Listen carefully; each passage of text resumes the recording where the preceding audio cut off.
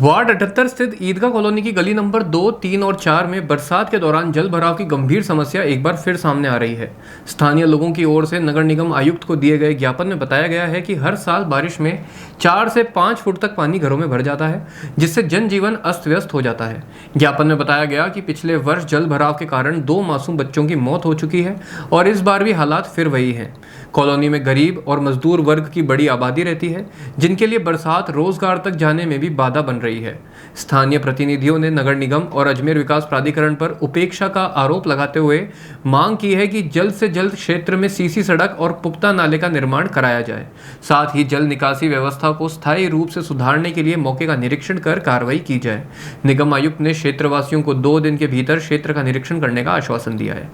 क्या विज्ञापन दिया आपने? आज हमने मेरे वार्ड 78 ईदगाह कॉलोनी के मेरे वार्ड की जनता आक्रोश में है और नाराज़ होकर बैठी थी, तो आज हम सब लोग कमिश्नर साहब को ज्ञापन देना है और कमिश्नर साहब से हमने मांग की है कि साहब हमारे एरिया के अंदर एक बार आप मौके पे आकर हमारे एरिया का निरीक्षण करें, ताकि आपको पता लग जाए कि ये नगर निगम के क्षेत्र में आते हैं या नगर निगम के क्षेत्र में आते हैं।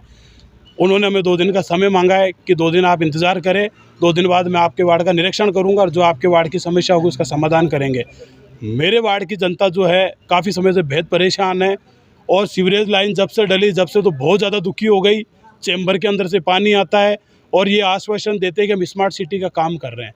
स्मार्ट सिटी का काम कुछ भी नहीं कर रहे हैं। ये ट्रिपल इंजन की सरकार जब से बनी है, जनता के साथ खुलेआम धोखा हो रहा है, इसके अलावा कुछ भी नहीं है। जनता के साथ षड्यंत्र रचा जा रहा है और जनता को बेवकूफ़ बना के गुमराह किया जा रहा है। इनके पास केवल एक ही काम, ऑफिस में बैठ गए और अपने ड्यूटी हो गई पूरी और रवाना हो जाते हैं। बस इन लोगों का यही काम है। तो हमने कमिश्नर साहब से निवेदन किया, 2 दिन का हमें इन्होंने टाइम दिया है। अगर 2 दिन बाद हमारी मांगें पूरी नहीं होती है तो हम उग्र आंदोलन करेंगे। हमें रोडों सड़कों को जाम करनी होगी, वो भी हम जाम करेंगे और हमें जेल जाना होगा तो हमें जेल जाने के लिए मैं तैयार हूँ। जहाँ मेरी वार्ड की जनता मेरे साथ है, मैं किसी से डरने वाला नहीं हूँ। मैं डट के लड़ूंगा, चाहे मुझे कुछ भी करना पड़े, मुझे किसी हद तक जाना पड़े। सीवरेज के चैम्बर भी आए दिन ब्लॉक हो रहे हैं।